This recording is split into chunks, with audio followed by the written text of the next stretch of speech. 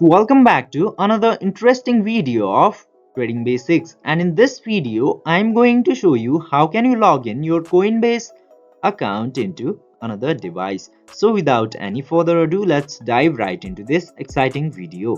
Now in order to do that, you just simply have to open any of your browser into your computer. I'm opening this Brave browser, and after opening the browser, just simply open the site for Coinbase.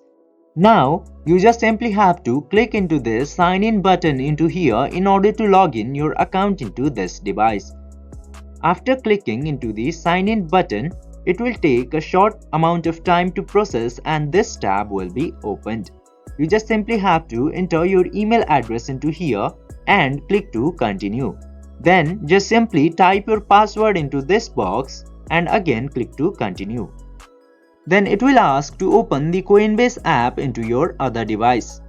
Just simply open the Coinbase application into your other device and it will send a notification into your other device where you have already logged in your account of Coinbase. You just simply have to open that link and something like this tab will open up. You have to click into yes into that tab and then your account will successfully be logged in into your new device.